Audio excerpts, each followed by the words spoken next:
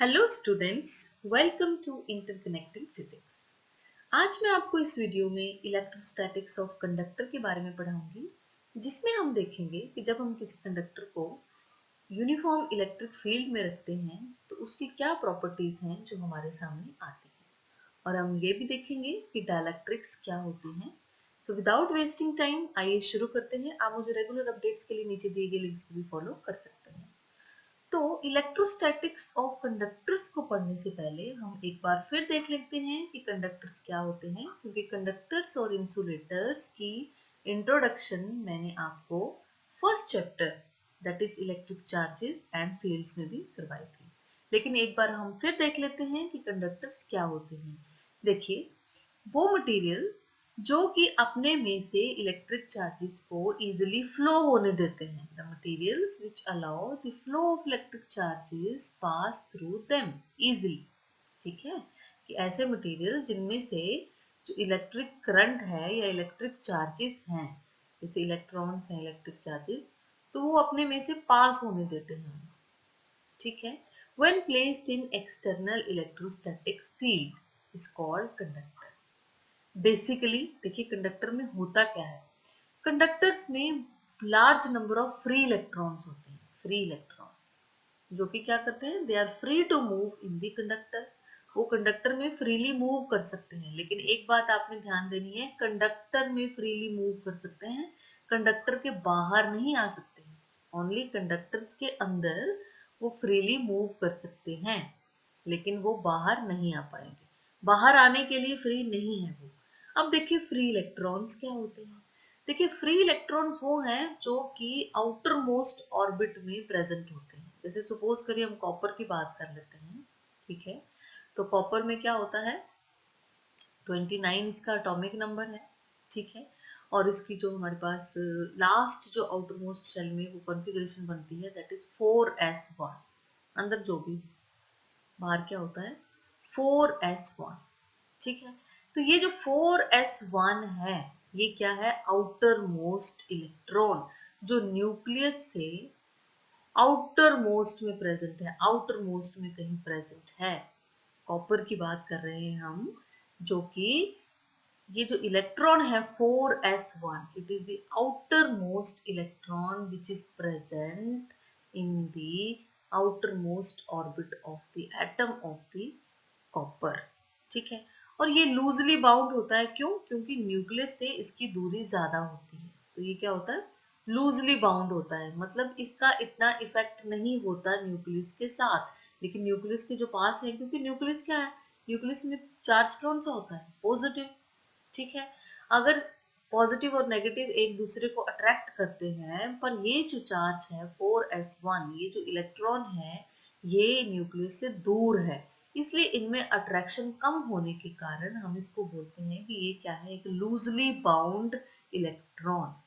अब देखिए, हम एक कॉपर की बात कर रहे हैं। जब हम लाखों कॉपर्स की बात करेंगे, मीन्स हमें कॉपर वायर की बात करेंगे, तो उसमें लाखों करोड़ों के हिसाब से कॉपर एटम होंगे। ठीक है, तो ये जो एक एक इलेक्ट्रॉन है, ये सारे मिलके क्या बन जाएंगे, loosely bound electrons and called as free electrons, and they can be removed from the atom even at room temperature. देखिए, रूम टेम्परेचर कितना होता है, 25 डिग्री सेल्सियस। ठीक है, तो क्या होता है, जैसे ही रूम टेम्परेचर पहुंचता है 25 डिग्री सेल्सियस, तो हम इन इलेक्ट्रॉन्स को रिमूव कर सकते हैं, जिसको हम कहते हैं आयोनाइजेशन एनर्जी। कहते हैं ना ionisation energy. Ionisation energy means energy to remove an electron from isolated gases atom. ठीक है, केमिस्ट्री में पढ़ते होंगे आप। तो रूम टेम्परेचर में इतनी एनर्जी बहुत सफिशिएंट होती है इनके लिए कि एक इलेक्ट्रॉन को रिमूव किया जा सके। And these electrons are called mobile charges. Why mobile? Mobile means जो चल सकते हैं, जो घूम सकते हैं। ठीक है, and they can move freely in the whole conductor, but they can not leave the conductor. देखिए, ध्यान देना है आपने, वो कंडक्टर को छोड़ के बाहर नहीं आ पाएंगे, कंडक्टर के अंदर फ्रीली मूव कर सकते हैं।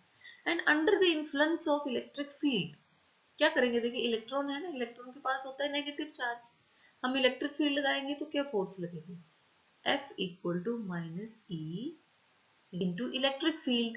इट मीन्स कि जिस साइड इलेक्ट्रिक फील्ड है, इस नेगेटिव साइन की वजह से फोर्स इलेक्ट्रॉन पे कैसे लगती है, इलेक्ट्रिक फील्ड से अपोजिट। मीन्स अगर इलेक्ट्रिक फील्ड हमारी पॉजिटिव एक्स एक्सिस की साइड है तो इलेक्ट्रॉन जो है वो एक्सपीरियंस फोर्स करेगा कि साइड नेगेटिव एक्स एक्सिस की साइड। ठीक है, तो इट मीन्स कि इलेक्ट्रॉन जो है वो इलेक्ट्रिक फील्ड के अपोजिट जो है वो मूव करेंगे। ठीक है, एंड कॉन्स्टिट्यूट इलेक्ट्रिक करंट। और आपको पता है जब इलेक्ट्रॉन मूव करते हैं तो वो क्या लेके आते हैं, इलेक्ट्रिक करंट। ठीक है, अब atoms of the conductor which lose the electrons become positive ions. ठीक है, हमने कहा ना कि ये जो इलेक्ट्रॉन है, आउटर मोस्ट इलेक्ट्रॉन, इसको हम रूम टेम्परेचर में जो है वो रिमूव कर सकते हैं। ऐसे अगर रिमूव करेंगे तो फिर ये जो रह जाएगा हमारे पास एटम, ये क्या बन जाएगा, पॉजिटिव आयन। और दीज आयंस आर इमोबाइल। अब ये जो पॉजिटिव आयन है, जो कॉपर पॉजिटिव रह जाएगा पीछे, क्योंकि एक इलेक्ट्रॉन बाई चांस अगर हम रिमूव कर लेते हैं तो ये जो कॉपर आयन पॉजिटिव आयन है ये मूव नहीं करेगा, कैन नॉट मूव। ठीक है ना, वायर के अंदर चार्ज मूव करेंगे, वायर नहीं मूव करेगी। ठीक है, चलिए आगे देखते हैं कि इलेक्ट्रोलाइटिक कंडक्टर्स क्या होते हैं, लिक्विड कंडक्टर्स जिनको हम बोलते हैं। ठीक है, ये जो थे ना, ये हमने जो प्रॉपर्टी डिस्कस की है कि पॉजिटिव आयन रह जाते हैं पीछे जो कि इमोबाइल होते हैं, और इलेक्ट्रॉन जो है उनके वो मोबाइल होते हैं। हम बात कर रहे हैं सॉलिड कंडक्टर्स की। अब देखिए इलेक्ट्रोलाइटिक कंडक्टर्स होते हैं जिनको हम लिक्विड कंडक्टर्स बोलते हैं। Some liquids which allow current to pass through them and dissociate into ions are called electrolytes। जैसे कि कॉपर सल्फेट सोल्यूशन है, सोडियम क्लोराइड सोल्यूशन है, और भी बहुत से हैं। These electrolytes dissociate into positive and negative ions। जैसे कॉपर सल्फेट सोल्यूशन है तो वो क्या करेगा, copper to positive and sulphate to negative ions में टूट जाएगा। Similarly NaCl Na positive and Cl negative ions में डिसोसिएट हो जाएगा। और यहाँ पे देखिए बोथ टाइप्स ऑफ आयन जो है मोबाइल है, ये भी मूव कर सकता है, ये भी मूव कर सकता है, ये भी मूव कर सकता है, ये भी मूव कर सकता है। लेकिन होता क्या है, जब हम इलेक्ट्रिक फील्ड लगाते हैं तो पॉजिटिव आयंस मूव करते हैं इलेक्ट्रिक फील्ड की डायरेक्शन में, और नेगेटिव आयंस मूव करते हैं in the direction opposite to the electric field. ठीक है, तो ये हो गया कंडक्टर्स। अब देखिए इंसुलेटर्स क्या होते हैं। Insulators are the material which do not allow the flow of electric charges through them because electrons are tightly bound to the nuclei of their parent atoms। Free electrons नहीं होते हैं इनके पास, electron तो होते हैं ना, इंसुलेटर किसी material से बना होगा, अगर मटेरियल है तो उसमें इलेक्ट्रॉन्स तो होंगे। ठीक है ना, इलेक्ट्रॉन्स होंगे, लेकिन इलेक्ट्रॉन्स कैसे होंगे, tightly bound to the nucleus, tightly bound, hence they don't have free electrons। तो उनके पास क्या होंगे, फ्री इलेक्ट्रॉन्स नहीं होंगे। ठीक है, चलिए आगे देखते हैं। इलेक्ट्रोस्टैटिक्स ऑफ कंडक्टर्स में देखिए हमने पढ़ना क्या है। आपको पता है हम चैप्टर 2 पे हैं। Chapter 2 is electrostatic potential and capacitance and it is also the part of electrostatics. और इलेक्ट्रोस्टैटिक्स क्या होता है, जिसमें हम प्रॉपर्टी ऑफ इलेक्ट्रॉन्स को पढ़ते हैं एट रेस्ट। इसमें क्या होता है, इलेक्ट्रॉन्स कैसे होते हैं, रेस्ट पे, चार्जेस कैसे होते हैं, रेस्ट पे। इसमें हम देखेंगे कि inside a conductor electrostatic field is zero. Means एक कंडक्टर के अंदर इलेक्ट्रिक फील्ड जो है वो क्या होती है, जीरो, ये पढ़ेंगे। और net charge inside the conductor is zero. हम ये भी देखेंगे कि कंडक्टर के अंदर जो नेट चार्ज है वो जीरो होता है। एक वन बाय वन जो है हम डिस्कस करने जा रहे हैं। फिर हम नंबर 3 में देखेंगे कि at the surface of charge conductor electrostatic field is perpendicular to the surface. कोई भी अगर कंडक्टर ले लीजिए आप, उसके सरफेस पे इलेक्ट्रिक फील्ड कैसी होगी, परपेंडिकुलर। ठीक है, और फिर हम देखेंगे कि charge resides on the surface of the conductor. Charge हमेशा कंडक्टर के सरफेस के ऊपर होता है, अंदर नहीं होता है। ठीक है, फिर उसके बाद हम देखेंगे कि electrostatic potential is constant throughout the volume of conductor has same value as inside. Means एक कंडक्टर है वो एक क्या है, इक्विपोटेंशियल सरफेस है। ये भी हम देखेंगे कैसे, इक्विपोटेंशियल सरफेस। ठीक है बच्चे, उसके बाद देखिए जो सिक्स्थ है, that is electric field on the surface of the conductor is sigma over epsilon not. Okay, and फिर देखेंगे हम इलेक्ट्रोस्टैटिक शील्डिंग, और उसके बाद हम डाइलेक्ट्रिक्स के बारे में भी पढ़ेंगे। है, डाइलेक्ट्रिक्स क्या होते हैं। चलिए आगे देखते हैं one by one. Number one property of conductor, जब कंडक्टर को हम किसी इलेक्ट्रोस्टैटिक फील्ड में रखते हैं तो कहता है electric field is zero inside a conductor under the electrostatic condition. Under the electrostatic condition, तो सपोज कर लीजिए हमारे पास एक कंडक्टर है। कंडक्टर के पास क्या है, equal number of positive and equal number of negative ions, क्योंकि पहले तो वो न्यूट्रल है ना, न्यूट्रल होने के लिए equal number of positive ions, equal number of negative ions. अब हमने क्या किया, इस कंडक्टर को जो है वो यूनिफॉर्म इलेक्ट्रिक फील्ड में रख दिया, और इलेक्ट्रिक फील्ड कैसी है, पॉजिटिव एक्स एक्सिस की साइड, और लेट अस से एक्सटर्नल इलेक्ट्रिक फील्ड को हमने लिख लिया ई एक्स टी से। ये देखिए E X T, E external means external applied field. तो देखिए क्या होगा, जो इलेक्ट्रॉन्स हैं कंडक्टर में उनमें क्या फोर्स लगेगी, माइनस ई एक्सटर्नल। ठीक है, मींस वो इलेक्ट्रिक फील्ड से, जो अप्लाइड इलेक्ट्रिक फील्ड है उसके अपोजिट मूव करेंगे, मींस वो इस सरफेस पे आ जाएंगे। ठीक है, और ये जो पॉजिटिव आयंस हैं ये दूसरी तरफ आ जाएंगे। आ क्या जाएंगे, क्योंकि इलेक्ट्रॉन जो है अगर एक साइड आ गए हैं तो ऑटोमेटिकली पॉजिटिव आयन जो इमोबाइल थे, आपको तो ये लग रहा होगा ना कि पॉजिटिव आयन तो हमने कहा था इमोबाइल है, अगर ऐसी कोई बात है तो देखिए जब इलेक्ट्रॉन्स एक साइड आ जाएंगे तो पीछे क्या छोड़ जाएंगे, पॉजिटिव चार्ज। क्या छोड़ जाएंगे पीछे, पॉजिटिव चार्ज। ठीक है, और अगर दो तरह के आयंस हैं इसमें और दोनों तरह के मूव कर सकते हैं तो नेगेटिव एक साइड आ जाएंगे और पॉजिटिव एक साइड आ जाएंगे। ठीक है बच्चे, तो देखिए अब क्या होगा, जैसे ही हम एक्सटर्नल फील्ड में देखिए इस कंडक्टर को रखेंगे तो अंदर क्या होगा, मूवमेंट शुरू हो जाएगी। जितना मैं आपको समझाने में टाइम ले रही हूँ उतने में नहीं, वो बहुत ही कम समय में जो है ये सारी रीडिस्ट्रीब्यूशन हो जाएगी कि इलेक्ट्रॉन जो है वो एक साइड पे आ जाएंगे, opposite side of electric field, और जो पॉजिटिव आयंस है वो इन the direction of electric field. अब देखिए under electrostatic condition, electrostatic condition को समझिए। इलेक्ट्रोस्टैटिक कंडीशन का मतलब है कि देखिए जैसे ही देखिए अंदर पॉजिटिव और नेगेटिव आयन जो है वो सेपरेशन आई है तो एक अंदर एक अलग से एक इलेक्ट्रिक फील्ड जनरेट हो रही है। देखिए इलेक्ट्रिक फील्ड की डायरेक्शन क्या होती है, फ्रॉम पॉजिटिव टू नेगेटिव। अब इस अरेंजमेंट की वजह से कंडक्टर के अंदर भी एक इलेक्ट्रिक फील्ड प्रोड्यूस हुई है, हमने उसको कह दिया इलेक्ट्रिक फील्ड इंटरनल। ठीक है, उसकी डायरेक्शन देखिए पॉजिटिव टू नेगेटिव, मीन्स हमने जो एक्सटर्नल इलेक्ट्रिक फील्ड लगाई थी उससे ठीक अपोजिट। अब इलेक्ट्रोस्टैटिक कंडीशन का मतलब है कि चार्जेस पूरे के पूरे ही जो है वो रीअरेंज हो चुके हैं, मींस ई एक्सटर्नल जो है वो इक्वल हो गई है ई इंटरनल, लेकिन है ये दोनों क्या है, एक दूसरे के अपोजिट है, इक्वल एंड अपोजिट।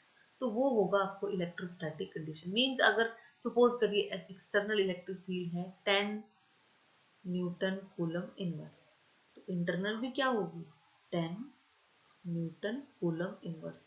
तब जाके ये मूवमेंट स्टॉप होगी जब ये दोनों एक दूसरे को बैलेंस करेंगे, उसको हम बोलेंगे इलेक्ट्रोस्टैटिक कंडीशन। मींस रेस्ट, अब चार्जेस रेस्ट पे आ चुके हैं, अब उथल पुथल जो थी वो बंद हो गई है। ठीक है, तो अब देखिए यहाँ पे ये जो इलेक्ट्रिक फील्ड जनरेट हुई है इंटरनल इलेक्ट्रिक फील्ड, इसको हम कई बार क्या कहते हैं, इंड्यूस्ड इलेक्ट्रिक फील्ड, इंड्यूस्ड। ठीक है, and this internal electric field is equal and opposite to external field, so the net electric field inside the conductor is zero। ये देखिए E net equal to E external plus E internal equal to zero, and this happens until in the static situation। mean ये जो movement है ये कब stop होगी, तो पूरे के पूरे चार्जेस जो हैं वो अपनी पोजीशन पे आ जाएंगे, रीअरेंज हो जाएंगे, नेगेटिव एक साइड पॉजिटिव एक साइड, और ई एक्सटर्नल इक्वल हो जाएगी ई इंटरनल के, तो उसको हम बोलेंगे स्टैटिक कंडीशन, इलेक्ट्रोस्टैटिक कंडीशन। ऐसी कंडीशन में जो नेट इलेक्ट्रिक फील्ड है कंडक्टर के अंदर वो क्या हो जाएगी, जीरो।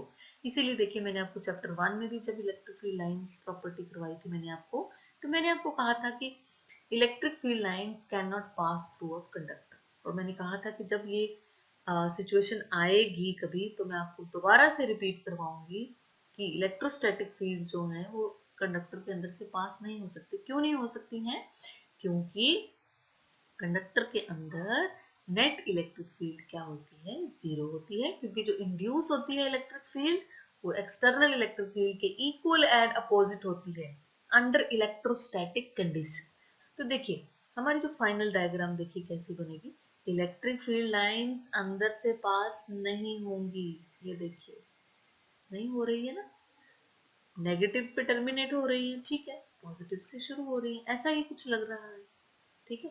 तो फाइनल डायग्राम हमारी ये होगी जिसमें कि नेट इलेक्ट्रिक फील्ड कंडक्टर के अंदर क्या है, जीरो है, और नेट इलेक्ट्रिक फील्ड अगर कंडक्टर के अंदर जीरो है तो इलेक्ट्रिक फील्ड लाइंस भी कंडक्टर के अंदर से पास नहीं हो सकती हैं।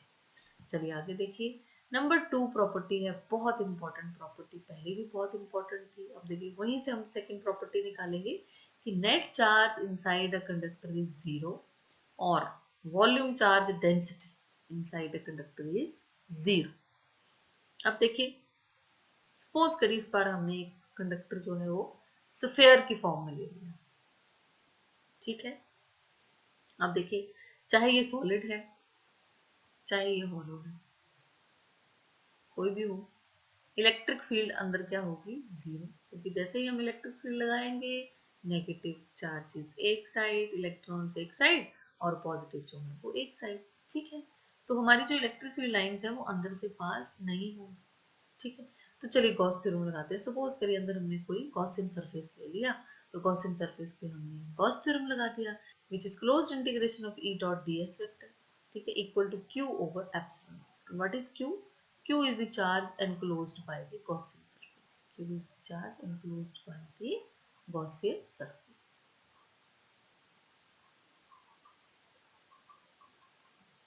अब हमें पता है अंदर इलेक्ट्रिक फील्ड जीरो है, जीरो है ना, प्रॉपर्टी नंबर फर्स्ट से हमें पता है, तो ये टर्म क्या हो गई सारी जीरो, तो Q ओवर एप्सिलॉन नॉट क्या हो गया, zero, and this implies Q equal to zero. It means charge भी कंडक्टर के अंदर क्या होता है, जीरो होता है। वॉल्यूम चार्ज डेंसिटी देखिए क्या बनती है, rho equal to D Q over D V, ठीक है। अब देखिए डी क्यू जीरो है तो रो क्या होगा, zero, means volume charge density भी क्या होती है, जीरो, ठीक है बच्चे। ऐसे कह लीजिए net charge inside the conductor is zero, या फिर जो मोस्ट हमारी बेसिक टर्म है that is volume charge density inside a conductor is zero. Conductor के किसी भी वॉल्यूम में चार्ज क्या होगा, जीरो होगा, ठीक है। कंडक्टर के अंदर चार्ज नहीं होगा, लेकिन चार्ज कहाँ जाएगा, सरफेस पे, ये देखिए सरफेस पे, ठीक है।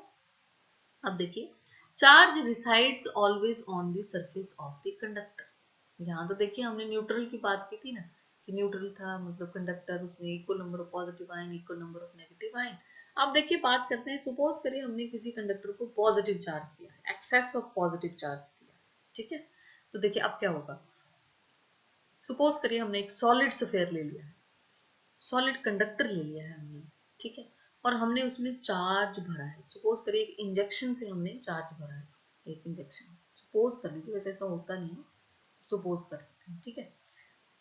हमने चार्ज इंजेक्ट किया और जब जैसे जैसे ही चार्ज हमने इंजेक्ट किया तो हमने देखा कि चार्ज तो फिर से सरफेस पे आ गया, क्योंकि अंदर चार्ज क्या होता है, जीरो, ठीक है। क्योंकि अगर हम सपोज एक गॉसियन सरफेस लेते हैं, यहाँ पे सपोज करिए हम गॉसियन सरफेस लेते हैं और उस पर हम गॉस थ्योरम लगाते हैं,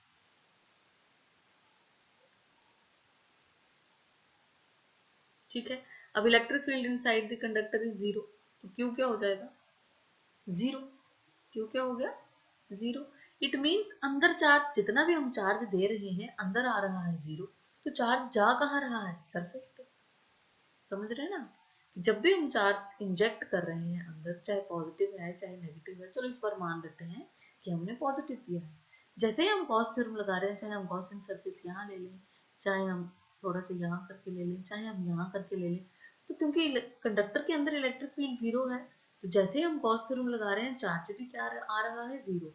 तो मीन्स एक्सेस चार्ज जो हम दे रहे हैं अंदर जीरो है, तो मीन्स चार्ज जा कहाँ रहा है, obviously it will move to the surface of the conductor. So property 1 and 2 हमें ये पता चला है कि net electric field inside the conductor is zero. Therefore अगर गॉस थ्योरम लगाएंगे नेट चार्ज जीरो आएगा, फिर वॉल्यूम चार्ज डेंसिटी ऐसे जीरो हो जाएगी। तो मीन्स अगर एक्सेस पॉजिटिव चार्ज हम कंडक्टर को दे रहे हैं और वो इनसाइड के कंडक्टर नहीं है, तो वो कहाँ जा रहा है, ऑटोमेटिकली वो कहाँ जा रहा है, सरफेस ऑफ द कंडक्टर। ठीक है, आप देखिए आगे। नंबर 4 प्रॉपर्टी है conductor is an equipotential body. Equipotential समझते हैं ना, ऐसा सरफेस जिसपे पोटेंशियल की वैल्यू क्या होती है, कांस्टेंट होती है, मतलब जिसके हर पॉइंट पे पोटेंशियल की वैल्यू क्या होती है, सेम होती है। That is electrostatic potential is constant throughout the volume of the charged conductor and has the same value on the surface as inside it। Means अंदर जो है वो वैल्यू कांस्टेंट होगी और सरफेस पे भी सेम वैल्यू होगी जो सरफेस के अंदर होगी। ठीक है, तो चलिए देख लेते हैं। सपोज करिए हमारे पास एक जो है वो कंडक्टर है in the form of sphere, और यहाँ पे सपोज करिए हमने दो पॉइंट्स लिए हैं, point A and point B. मान लेते हैं पॉइंट ए पे पोटेंशियल है वी ए, मान लेते हैं पोटेंशियल बी पे है वी बी। वैसे तो मानना कैसे बनता है, बनता ही नहीं है, क्योंकि हमें पता है conductor is equi potential circuit. But चलो मान लेते हैं प्रूव करने के लिए कि पॉइंट ए पे पोटेंशियल वी ए है, पॉइंट बी पे पोटेंशियल वी बी। ठीक है, तो चलिए हम क्या करेंगे, हमें पता है चेंज इन पोटेंशियल क्या होता है, V B minus V A equal to minus A to B E dot D R. अब देखिए इलेक्ट्रिक फील्ड अंदर क्या है, जीरो। अंदर इलेक्ट्रिक फील्ड क्या है, जीरो, तो राइट हैंड साइड क्या हो गई, zero. So V B minus V A क्या हो गया, zero. Means V B equal to V A हो गया। इट मीन जो पोटेंशियल ए पे है वही पोटेंशियल बी पे है। अगर हम और कोई पॉइंट ले लें सी, ठीक है, और वहां पोटेंशियल ले लें बी सी, तो फिर बी से सी की साइड जाएंगे तो V C minus V B, फिर यही फॉर्मूला आएगा। यहाँ पे इलेक्ट्रिक फील्ड अंदर जीरो हो जाएगी, अगेन बी सी हो जाएगा वी बी, तो means V A equal to V B equal to V C. Means अगर हम कितने भी पॉइंट ले लें, 6 पॉइंट ले लें, 7 ले लें, जितने भी पॉइंट्स ले लें, इट मीन्स पोटेंशियल की वैल्यू क्या आ रही है, same. So it is equipotential surface, means every conductor is equipotential surface। ठीक है, अब देखिए सरफेस पे वैल्यू कितनी है। अब देखिए सपोज करिए हम सरफेस पे एक पॉइंट लेते हैं, पॉइंट डी मान लेते हैं, और ये पॉइंट सी। तो चलिए फिर से लगाएंगे, V D minus V C equal to integration of from C to D. Suppose करिए हम सी से डी पे आ रहे हैं, ठीक है, तो ई डॉट डी आर। अब अंदर इलेक्ट्रिक फील्ड क्योंकि है तो अंदर से चले ना, चल तो हम अंदर से रहे, सी टू डी, तो अंदर इलेक्ट्रिक फील्ड क्या है, जीरो है।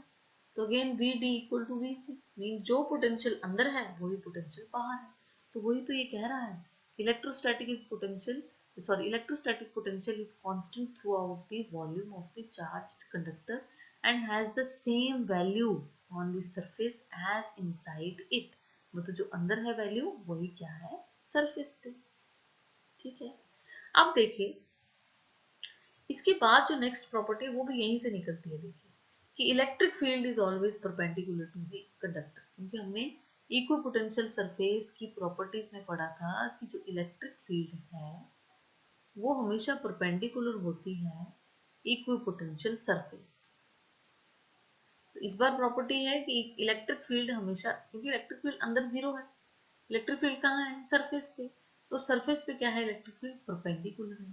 तो देखिए कैसे, सपोज करिए इलेक्ट्रिक फील्ड परपेंडिकुलर नहीं है, चलिए मान लेते हैं, तो क्या होगा फिर देखिए, अगर इलेक्ट्रिक फील्ड परपेंडिकुलर नहीं है, सपोज करिए इलेक्ट्रिक फील्ड परपेंडिकुलर ना होके ऐसे चल रही है, ऐसे ये ऐसे साथ साथ चल रही है, परपेंडिकुलर नहीं है, जैसे सपोज यहाँ पे जूम कर लेते हैं, इलेक्ट्रिक फील्ड जो है बिल्कुल साथ होके चल रही है, परपेंडिकुलर नहीं है। ठीक है, मान लेते हैं, तो इसके देखिए दो कंपोनेंट बनेंगे ना, एक परपेंडिकुलर और एक ऐसे बने। ठीक है, चलिए आप देखिए, अगर परपेंडिकुलर नहीं है तो आपको पता है, हमें पता है कि इलेक्ट्रिक फील्ड और पोटेंशियल ग्रेडियंट में ये रिलेशन है। मींस इलेक्ट्रिक फील्ड जिस साइड जाएगी उस साइड पोटेंशियल की वैल्यू घटेगी। पढ़ा था ना हमने, electric field in the direction of decreasing potential, कि जिस साइड इलेक्ट्रिक फील्ड की डायरेक्शन होगी, जिस साइड इलेक्ट्रिक फील्ड मूव करेगी उस साइड पोटेंशियल कम होता जाएगा। ठीक है, सपोज करिए इलेक्ट्रिक फील्ड ऐसे मूव कर रही है, ऐसे, तो इट मीन्स यहाँ पे पोटेंशियल की वैल्यू कुछ होगी, और अगर ये ऐसे मूव कर रही है, कंडक्टर के साथ साथ मूव कर रही है, तो in the increasing direction potential की वैल्यू जो है वो कम हो जाएगी। सपोज यहाँ पे था V2, यहाँ हो गया V1, तो मीन्स पोटेंशियल की दो वैल्यूज आ गई जो कि पॉसिबल नहीं है। हमने ऑलरेडी कहा है कि कंडक्टर क्या है, इक्विपोटेंशियल सरफेस। ठीक है, तो अगर कंडक्टर के साथ साथ मूव करेंगी लाइंस तो मींस इंक्रीजिंग डायरेक्शन में पोटेंशियल की वैल्यू घटती जाएगी, जो कि पॉसिबल है नहीं। घटना बढ़ना तो पॉसिबल नहीं है क्योंकि conductor is equal potential body. तो इसका मतलब वो जो है लाइंस वो साथ साथ नहीं है, they are perpendicular, they are perpendicular. ये देखिए, they are perpendicular, see, they are perpendicular to the surface. ये देखिए, they are perpendicular to the surface of the conductor। क्योंकि अगर वो perpendicular नहीं होंगी तो electric field is in the direction of decreasing potential. तो जिस साइड अगर वो साथ साथ में मूव करेंगे, देखिए ना ऐसे करके मूव करेंगे अगर साथ साथ में, तो साथ में मतलब साथ में सरफेस के साथ, तो मीन्स वो वैल्यू जो है जैसे ही in in the direction of electric field increase in the direction of decreasing potential, mean जब यहाँ पे वैल्यू कुछ होगी साथ में मूव करेगी तो यहाँ वैल्यू कुछ होगी, साथ में मूव करेगी तो यहाँ वैल्यू कुछ होगी। ठीक है, कुछ वैल्यू यहाँ पे पॉसिबल नहीं है, यहाँ पे सिर्फ पोटेंशियल की एक ही वैल्यू पॉसिबल है, दैट इज कांस्टेंट। ठीक है, अंदर भी कांस्टेंट, बाहर भी सेम वैल्यू कांस्टेंट। तो इसलिए इलेक्ट्रिक फील्ड लाइंस हमेशा क्या होती हैं, परपेंडिकुलर। ठीक है, और एक और तरीका था प्रूव करने का electric field lines are perpendicular, क्योंकि हमने कहा था कि GW over Q naught equal to minus A to B E dot dr। Work done in moving charge from A to B हमेशा क्या होता है, इक्विपोटेंशियल सरफेस पे जीरो होता है ना, जीरो। अगर जीरो होता है तो E डॉट dr भी क्या हो गया, जीरो। अब इसको अगर खोलते हैं E dr cos theta equal to zero, तो E जीरो हो नहीं सकता, dr जीरो हो नहीं सकता, तो क्या होगा, जीरो। cos थीटा जीरो होगा तो थीटा क्या होगा, 90 डिग्री। थीटा किस में है, इलेक्ट्रिक फील्ड और इक्विपोटेंशियल सरफेस में, तो means electric field is always perpendicular to equipotential surface. एक ये भी तरीका था जहां से हमने पता लगाया था कि electric field lines are perpendicular to equipotential surface. ठीक है, चलिए आगे देखते हैं। Electric field at the surface of the conductor क्या होती है, electric field at the surface of the conductor. Suppose करिए उसके लिए हमने चार्ज कंडक्टर ले लिया, कोई भी शेप का, किसी irregular shape. Let sigma is the surface charge density. Sigma is the surface charge density. Let us consider a Gaussian surface in the form of cylinder. ये देखिए, इसका कुछ पोर्शन जो है वो इस सरफेस के अंदर है और कुछ पोर्शन जो है वो बाहर है। अब देखिए तीन पार्ट्स में डिवाइड होगा ये, 1, 2 एंड 3। एक तो कर्व्ड पार्ट है, एक सर्कुलर पार्ट अंदर है और एक सर्कुलर पार्ट बाहर है। ठीक है, अब देखिए हमें पता है कंडक्टर के अंदर इलेक्ट्रिक फील्ड होती है जीरो, तो मीन जो सर्कुलर पार्ट जो है वो सरफेस के अंदर है, वहां पे इलेक्ट्रिक फ्लक्स क्या होगा, जीरो होगा, क्योंकि वहां पे इलेक्ट्रिक फील्ड क्या है, जीरो है। ठीक है, अब देखिए जो कर्व्ड पार्ट है, कर्व्ड पार्ट में देखिए ये जो ds वेक्टर है, एरिया वेक्टर, ये हमेशा क्या होता है, outward normal. Outward normal mean perpendicular to the surface and outward.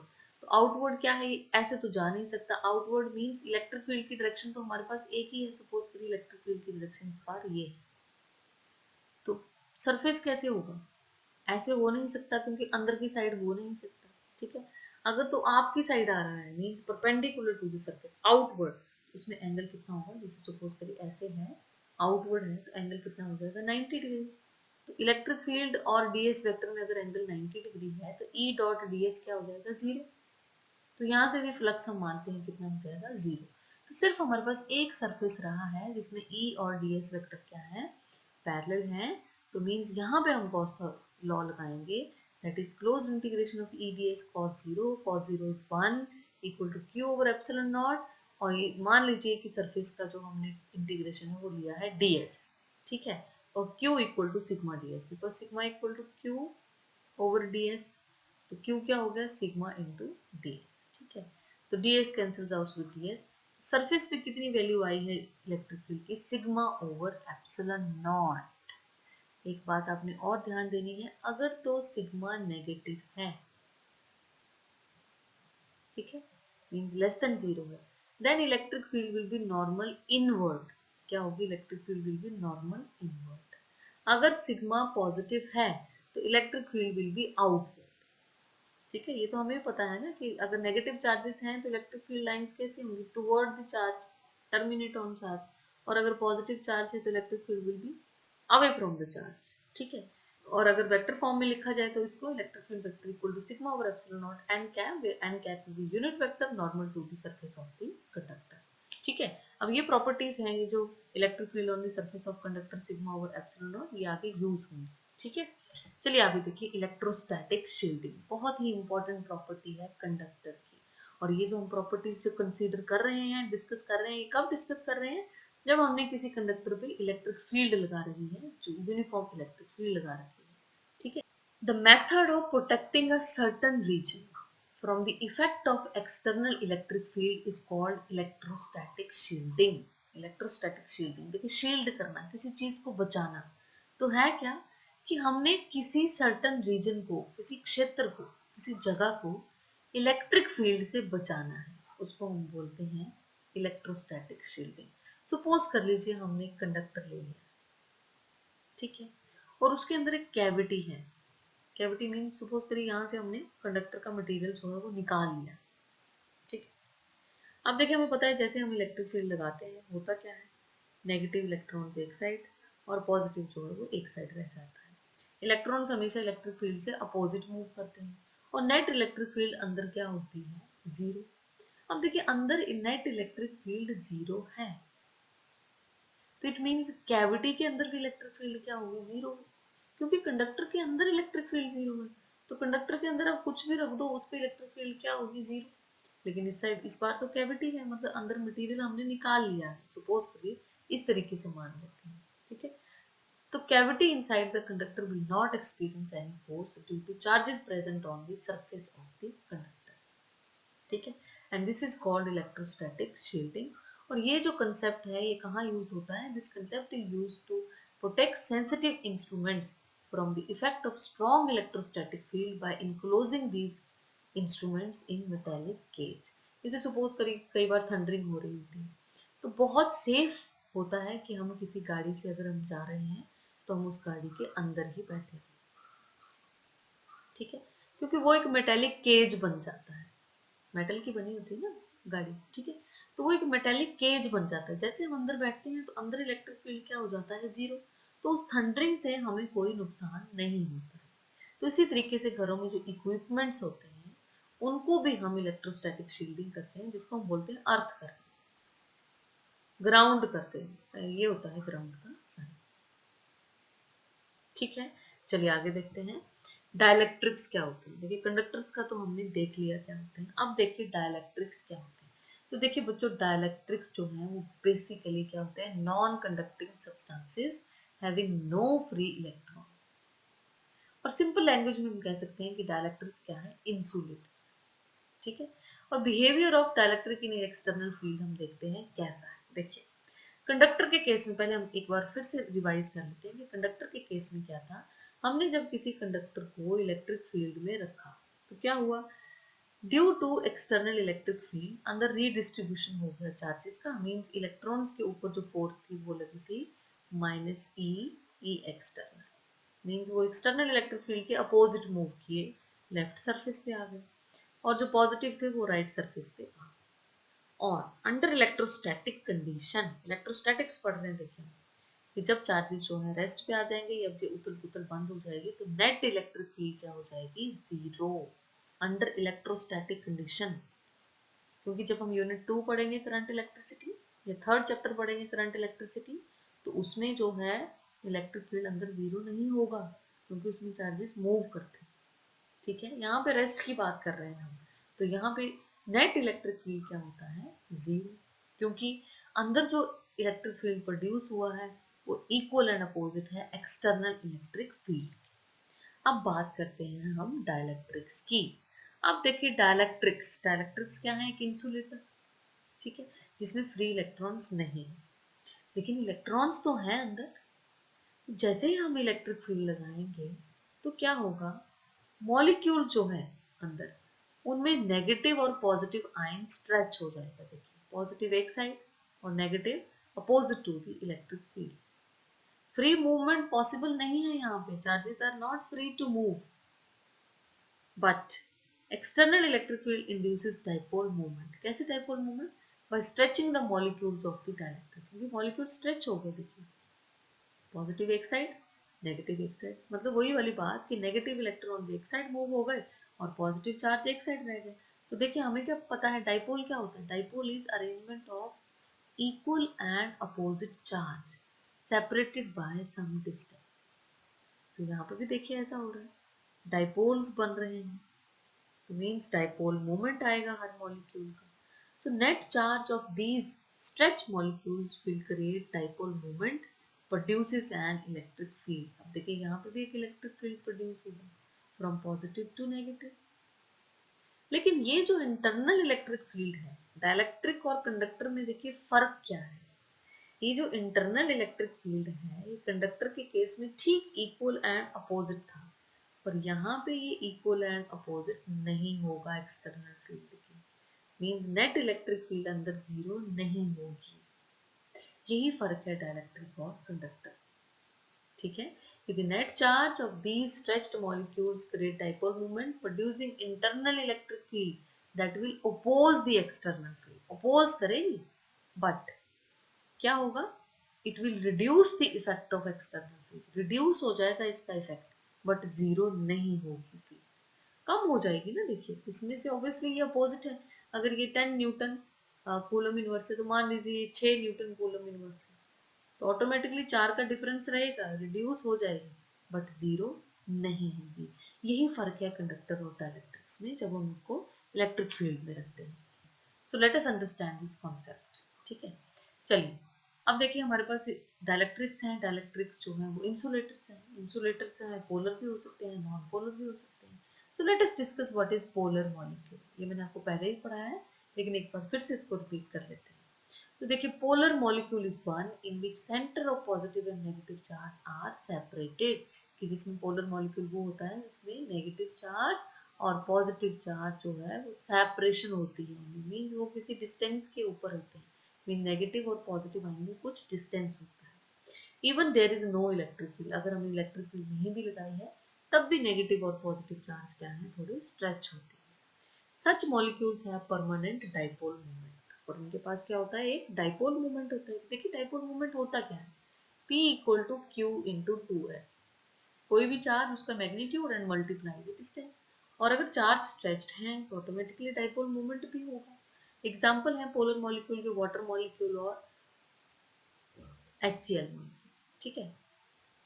अब in the absence of electric field देखिए होता क्या है, हर मॉलिक्यूल, सपोज हमने ये मॉलिक्यूल 4 मॉलिक्यूल कंसीडर किए, वैसे आपको पता है 4 तो नहीं होंगे, बहुत ज्यादा होंगे, बट समझाने के लिए सपोज मैंने कंसीडर कर लिया हमारे पास एक पोलर सब्सटेंस है, सब्सटेंस लिया है, मतलब सब्सटेंस में बहुत से मॉलिक्यूल होंगे, ठीक है। सपोज करिए ये मॉलिक्यूल है जिसका अपना अपना एक डाइपोल मोमेंट है, लेकिन जब एक्सटर्नल फील्ड जीरो होगी क्या होगा, ये डाइपोल कैसे होंगे, रैंडमली डिस्ट्रीब्यूटेड होंगे, रैंडमली, कोई इधर है कोई उधर है, जिनकी डायरेक्शंस बिल्कुल एक दूसरे को कैंसिल आउट करेंगी due to thermal agitation. Thermal agitation means room temperature पे जो एनर्जी होती है मॉलिक्यूल्स के पास उसको हम बोलते हैं thermal agitation. Due to thermal agitation क्या होंगे, ये सारे क्या होंगे, रैंडम फैशन में, और एक का डाइपोल दूसरे के डाइपोल के साथ कैंसिल हो जाएगा। तो under the effect of zero external field, mean जब इलेक्ट्रिक फील्ड जीरो होगी तो नेट डाइपोल मोमेंट क्या होगा, जीरो, क्योंकि डाइपोल्स जो हैं मींस मॉलिक्यूल्स के जो डाइपोल्स हैं वो क्या है, randomly distributed due to thermal agitation, और नेट डाइपोल क्या हो जाएगा, जीरो हो जाएगा। जैसे ही हम इलेक्ट्रिक फील्ड लगाएंगे तो क्या होंगे, डाइपोल्स जो है कोशिश करेंगे कि इलेक्ट्रिक फील्ड की डायरेक्शन में अलाइन हो जाए।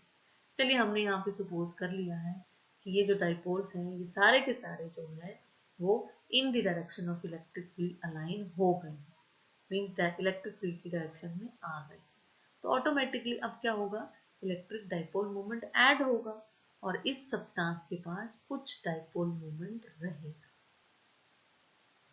ठीक है। अब इसको हम बोलते हैं पोलराइज्ड सब्सटेंस, ये क्या हो गया है, पोलराइज्ड, क्योंकि इसके पास अब नेट डाइपोल मोमेंट है। पहले भी हर मॉलिक्यूल के पास डाइपोल मोमेंट था, पर जब हमने पूरे सब्सटेंस का देखा तो वो जीरो हो गया, क्योंकि थर्मल एजिटेशन ये सारे मॉलिक्यूल्स क्या थे, रैंडमली डिस्ट्रीब्यूटेड थे। अब जब एक्सटर्नल फील्ड लगाई है तो हर मॉलिक्यूल का डाइपोल जो है वो इलेक्ट्रिक फील्ड की डायरेक्शन की साइड में आने की कोशिश करेगा, जो मान लेते हैं आ भी गया है। तो इसका मतलब जब हम ऐड करेंगे सारे डाइपोल मोमेंट्स को तो एक नेट डाइपोल मोमेंट होगा। इसको हम बोलते हैं polarisation, induced dipole moment, polarisation. ठीक है, तो ये जो पोलराइजेशन है, strength of external electric field और डिपेंड करता है thermal energy tends to disturb the alignment. Means देखिए ना, इस पे तो डिपेंड करेगा कि आपने कितनी स्ट्रॉन्ग इलेक्ट्रिक फील्ड लगाई है, लेकिन इलेक्ट्रिक फील्ड स्ट्रॉन्ग लगाने के बावजूद भी थर्मल एजिटेशन तो रहेगा। ठीक है, तो इट मींस पोलराइजेशन जो है वो किस पे डिपेंड करेगा, एक्सटर्नल इलेक्ट्रिक फील्ड पे, जो कि सबको डाइपोल्स को अपनी तरफ लाने की कोशिश कर रही है, और नंबर 2 डिपेंड करेगा थर्मल एजिटेशन, जो इस अलाइनमेंट को डिस्टर्ब करे। ठीक है, तो अब देखिए आगे, अब देखिए नॉन पोलर मॉलिक्यूल। अब देखिए नॉन पोलर मॉलिक्यूल क्या है। The non polar molecule is one in which centre of positive charges and negative charges coincide, means negative और पॉजिटिव कोइंसाइड, कोई डिस्टेंस नहीं होगा उनमें। तो जब डिस्टेंस नहीं होगा तो डाइपोल मोमेंट क्या होगा, चार्ज तो है, डिस्टेंस है जीरो, तो डाइपोल मोमेंट क्या हो जाएगा, जीरो। तो such molecule has no permanent dipole moment, और एग्जांपल है ऑक्सीजन है, हाइड्रोजन है, कार्बन डाइऑक्साइड। अब देखिए, अंडर एक्सटर्नल इलेक्ट्रिक फील्ड जब जीरो है तो सारे डाइपोल कैसे हैं, डाइपोल है ही नहीं, डाइपोल मोमेंट जीरो है। क्यों, क्योंकि पॉजिटिव और नेगेटिव चार्ज क्या है, कोइंसाइड।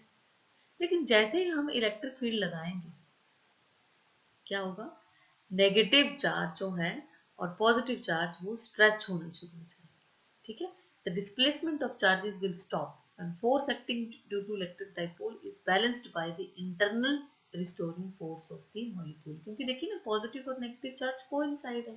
आप थोड़ी थोड़ी जब इलेक्ट्रिक फील्ड लगाएंगे तो थोड़े से स्ट्रेच होंगे, कोशिश कर शायद तो हो सके कि ये फिर से अपनी पोजीशन पे आ जाए, उसको बोलते हैं रिस्टोरिंग फोर्स।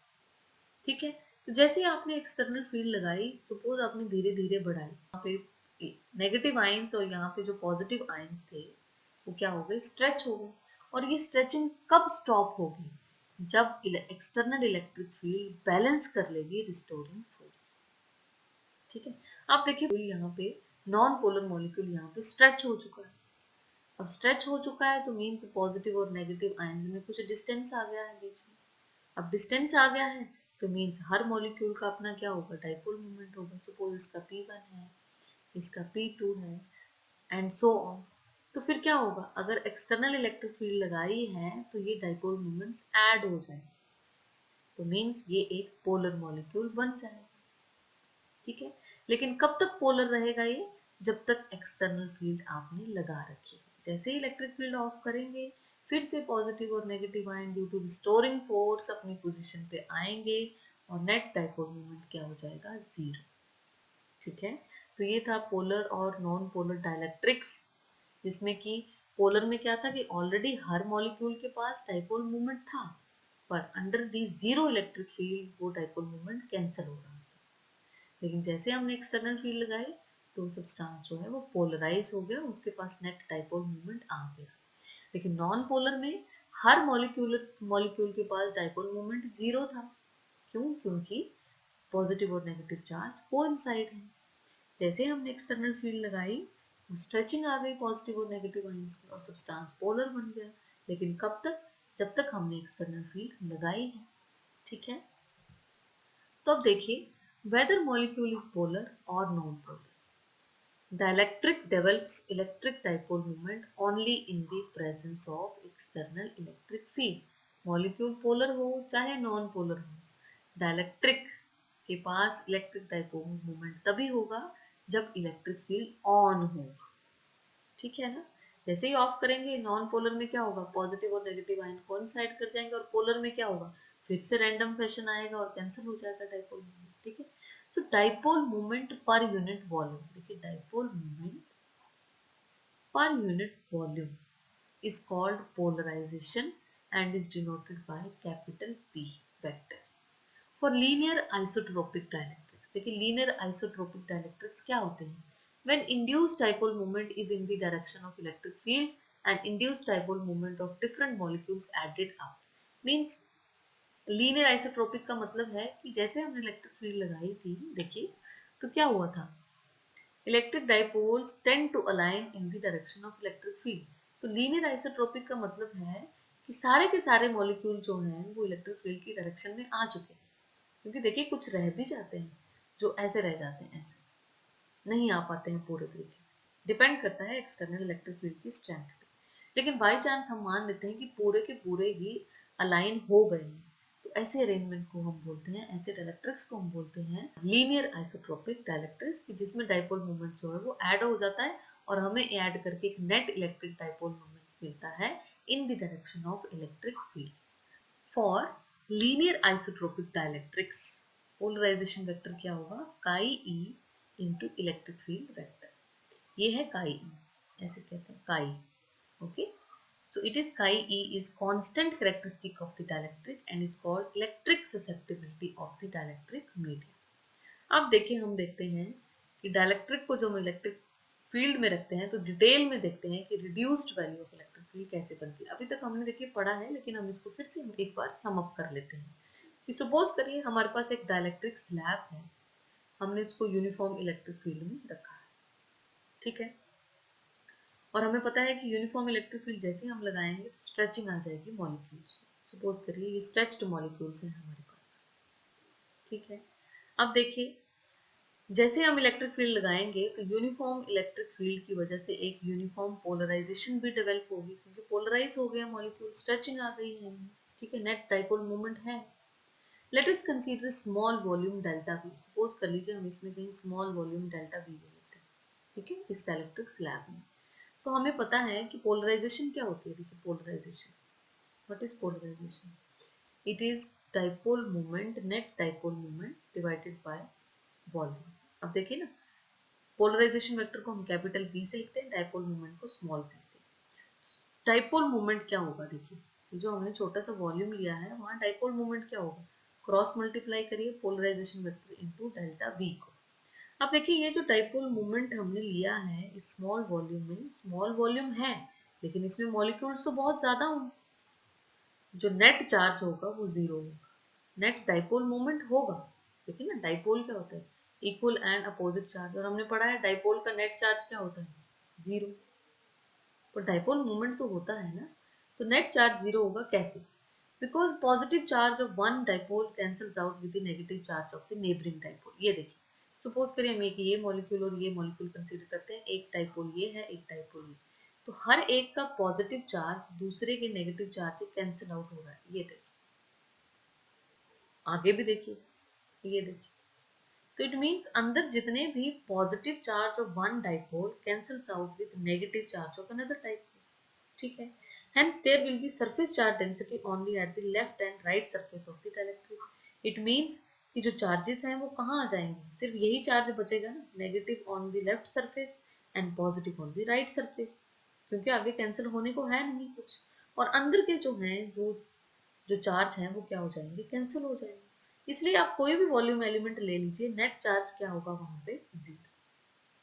तो इट मीन्स ये जो पोलराइजेशन है, यहाँ से ये पता चला कि जो सब्सटेंस पोलराइज हुआ है उसमें जो सरफेस पे आ गया है चार्ज सारा, क्योंकि अंदर कैंसिल हो गया, तो यहाँ पे लेफ्ट सरफेस पे नेगेटिव चार्ज, राइट सरफेस पे पॉजिटिव चार्ज। तो ये ऐसे लग रही है डाइलेक्ट्रिक स्लैब जो हमने ली है, it is looking like two charge plates of induced surface charge density minus sigma P इस साइड क्योंकि नेगेटिव चार्ज है, और प्लस सिग्मा पी इस साइड, ठीक है। अब देखिए जो हमने एक्सटर्नल इलेक्ट्रिक फील्ड लगाई थी और जो अंदर इलेक्ट्रिक फील्ड इंड्यूस हुई है, कैसे, पॉजिटिव एक साइड आ गया ना तो नेगेटिव एक साइड, तो अंदर एक पोलराइज्ड इलेक्ट्रिक फील्ड इंड्यूस हुई है जिसको हम इंड्यूस्ड इलेक्ट्रिक फील्ड भी बोलते हैं, पोलराइज्ड इलेक्ट्रिक फील्ड भी बोलते हैं, ठीक है, जो एक्सटर्नल फील्ड के अपोजिट है। तो हमारे पास एक रिड्यूस्ड वैल्यू की इलेक्ट्रिक फील्ड आएगी which is E external minus E, this is called reduced value of electric field, reduced value of electric field. Okay, ठीक है। अब देखिए आगे, relation between magnitude of polarisation vector and induced surface charge density. ये जो sigma P आया है और पोलराइजेशन वेक्टर में हम देखते हैं कि रिलेशन क्या है। सो अभी हमने देखिए एक डाइलेक्ट्रिक स्लैब ली है, सपोज उसका एरिया है ए, और क्यू पी क्या है, इंड्यूस्ड चार्ज जो अंदर डेवलप हो रहा था ना, माइनस प्लस, ठीक है, और द पोलराइज्ड डायरेक्ट।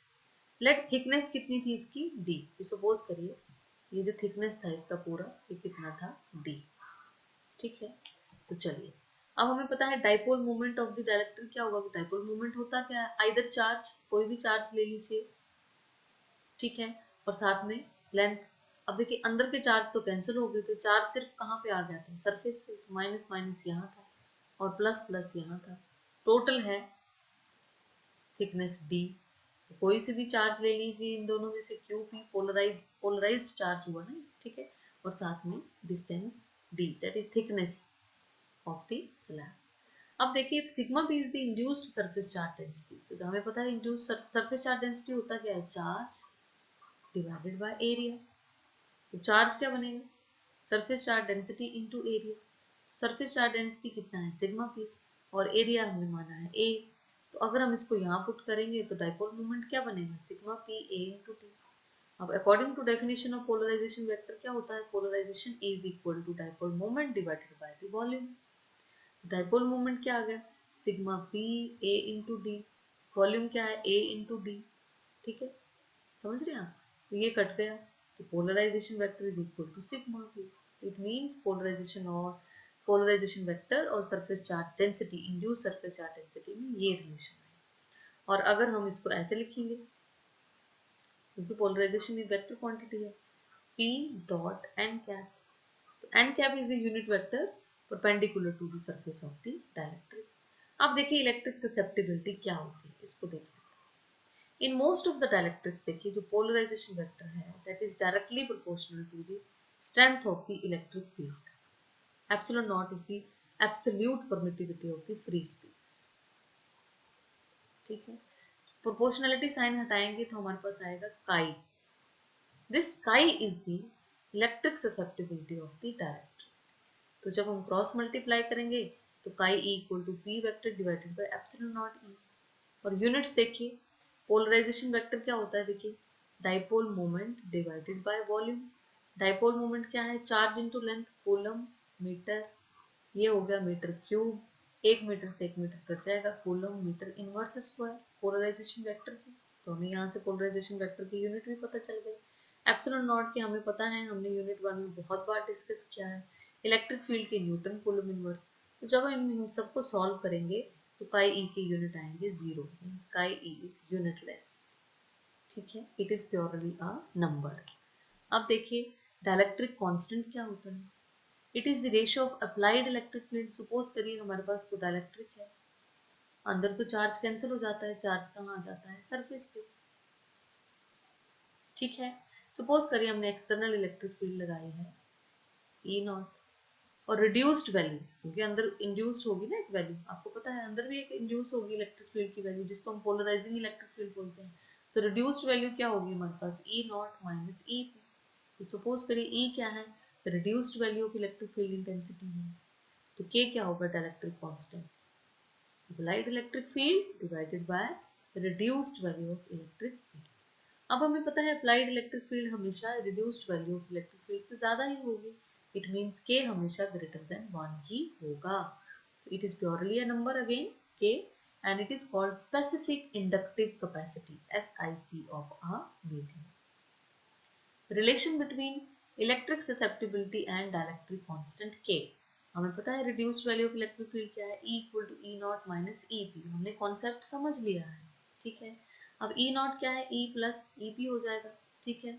अब ई पी हमने देखा था, कोई भी हम सरफेस ले लें कंडक्टर का, उस पर इलेक्ट्रिक फील्ड की वैल्यू क्या होती है, सिग्मा ओवर एप्सिलॉन नॉट। तो E P equal to sigma P over epsilon naught. Sigma P हमने अभी देखा है पी के इक्वल है पोलराइजेशन के, तो E naught equal to E plus P over E naught epsilon naught, sorry P की वैल्यू अभी हमने देखी है, chi E epsilon naught E, value put करेंगे एप्सिलॉन नॉट से epsilon naught cancel, so E को हम निकाल लेंगे बाहर ब्रैकेट से 1 plus chi E, E not को ई से डिवाइड करेंगे तो दिस विल बिकम के एंड के इक्वल टू 1 प्लस काई। ठीक है बच्चों, तो आज हमने बेसिक क्या देखा है, behaviour of conductor and behaviour of dielectric in electric field. ठीक है, कंडक्टर में हमने देखा कि नेगेटिव चार्ज एक साइड आ गया, पॉजिटिव एक साइड आ गया, लेकिन जो अंदर इलेक्ट्रिक फील्ड प्रोड्यूस हुई ई इंटरनल वो ई एक्सटर्नल के बिल्कुल इक्वल थी। तो नेट इलेक्ट्रिक फील्ड क्या थी कंडक्टर में, जीरो। ठीक है, फिर नेट चार्ज भी जीरो था। इलेक्ट्रिक फील्ड कंडक्टर के सरफेस के ऊपर परपेंडिकुलर थी और कंडक्टर एक इक्विपोटेंशियल सरफेस था। डाइलेक्ट्रिक में क्या था, डाइलेक्ट्रिक में भी क्या था, जब हमने एक्सटर्नल इलेक्ट्रिक फील्ड लगाई, ठीक है, तो अंदर नेगेटिव और पॉजिटिव चार्ज में एक, तो अंदर नेगेटिव और पॉजिटिव चार्ज स्ट्रेच हुए, लेकिन यहाँ पे इंटरनल जो फील्ड थी वो एक्सटर्नल फील्ड के इक्वल एंड अपोजिट, अपोजिट तो थी बट इक्वल नहीं थी।